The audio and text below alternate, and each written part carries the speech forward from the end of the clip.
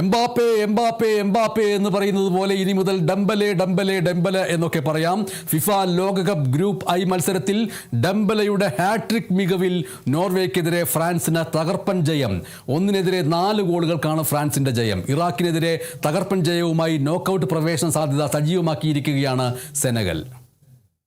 ഇന്നലെ നടന്ന ഗ്രൂപ്പ് ഐയിലെ അവസാന റൗണ്ട് മത്സരത്തിൽ ഫ്രാൻസ് നോർവേയെ നേരിട്ടു, സെനഗൽ ഇറാഖിനെ നേരിട്ടു. ഫ്രാൻസ് 4-1 ഒരു വിജയം കരസ്ഥമാക്കി ഗ്രൂപ്പ് ചാമ്പ്യന്മാരായി റൗണ്ട് ഓഫ് 32ലേക്ക് കടന്നു.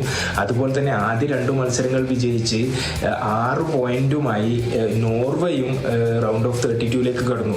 3 പോയിന്റുള്ള സെനഗൽ ഈ അവസാന മത്സരത്തിൽ 5-0 ഒരു വമ്പൻ വിജയം നേടിയ സെനഗലും ഏകദേശം റൗണ്ട് ഓഫ് 32 ഉറപ്പിച്ചു. ഒഫീഷ്യലി ഗ്രൂപ്പ് സ്റ്റേജ് മത്സരങ്ങൾ കഴിഞ്ഞാൽ മാത്രമേ ടീമുകളുടെ ലിസ്റ്റ് വരികയുള്ളെങ്കിൽ പോലും സെനഗലും ഗോൾ ആവറേജ് ഈ മത്സരത്തിൽ വമ്പൻ വിജയത്തോടുകൂടി ഗോൾ ആവറേജ് +2 ഉയർന്നു. അതുകൊണ്ട് തന്നെ സെനഗലും റൗണ്ട് ഓഫ് 32 ഉറപ്പിച്ചു തന്നെ എന്ന് പറയാം. ഫ്രാൻസ് നോർവേ മത്സരത്തിലേക്ക് വന്നാൽ നമുക്കറിയാവുന്നതുപോലെ നോർവേൻ കോച്ച് സോൾബെക്കൻ ഒരു വമ്പൻ മാറ്റങ്ങൾ, ഒരു കൗതുകപരമായ മാറ്റങ്ങൾ നടത്തിയ ഒരു മത്സരമായിരുന്നു.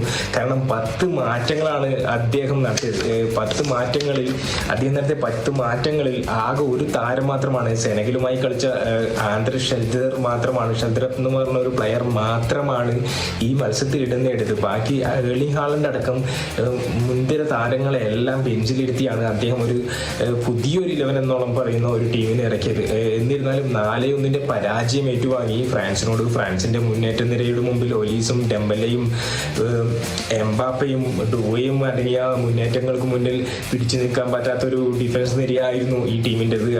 മത്സരത്തിന്റെ ആദ്യ പകുതിയിൽ തന്നെ ഫ്രാൻസ് 3 ഗോളുകൾ നേടി. 3 ഗോളുകൾ നേടിയത് സൂപ്പർ താരം PSG സൂപ്പർ താരം 7ാം നമ്പറുകാരൻ ഉസ്മാൻ ഡെംബലെ നേടിയ 3 ഗോളുകൾ. അദ്ദേഹം 32 മിനിറ്റുകൾക്കുള്ളിൽ തന്നെ ഹാട്രിക് തികയ്ക്കുന്ന ഒരു കാഴ്ച കണ്ടു. മറുവശത്താണെങ്കിൽ 21ാം മിനിറ്റിൽ അവരുടെ അസഗാഡ് ആയിരുന്നു ഒരു ആശ്വാസ ഗോൾ നേടിയത് നോർവേക്ക് വേണ്ടി.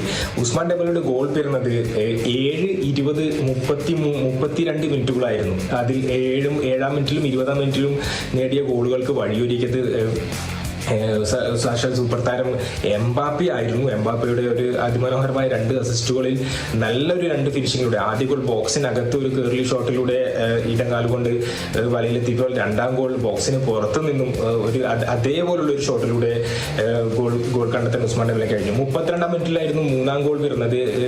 തുഷിമേനിയുടെ ഒരു അസിസ്റ്റിലായിരുന്നു 3ാം ഗോൾ പിറന്നത്. അങ്ങനെ 3-1 എന്ന നിലയിൽ ആദ്യ പകുതി അവസാനിച്ചു. 2ാം പകുതിയിലേക്ക് വന്നാലും നോർവേ നല്ല മുന്നേറ്റങ്ങൾ ഉണ്ടായിരുന്നു. നോർവേയുടെ ഒരു 2ാം നിര ടീമാണെങ്കിൽ പോലും അവർ മുന്നേറ്റങ്ങൾ നടത്തിയിരുന്നു, ബോക്സിനകത്തേക്ക് മുന്നേറ്റങ്ങൾ നടത്തിയിരുന്നു. പക്ഷെ അവർക്ക് ഗോളൊന്നും കണ്ടെത്താൻ പറ്റിയില്ല. 2ാം പകുതിയിൽ 90+ 3ാം മിനിറ്റിലായിരുന്നു ഡുവയുടെ ഗോൾ വരുന്നത്. ബാർക്കോള നൽകിയ ഒരു അസിസ്റ്റിൽ ഒരു ഹെഡർ ഗോളായിരുന്നു ഡുവെ 90+ 3ാം മിനിറ്റിൽ നേടിയത്. അങ്ങനെ 4-1 ഒരു വമ്പൻ വിജയം കരസ്ഥമാക്കിയ ഗ്രൂപ്പ് ചാമ്പ്യന്മാരായി ഫ്രാൻസ് 2ാം റൗണ്ടിലേക്ക് നോക്കൌട്ട് റൗണ്ടിലേക്ക് കടന്നു. നോർവേ 2ാം സ്ഥാനക്കാരായി ഫിനിഷ് ചെയ്യുകയും ചെയ്തു.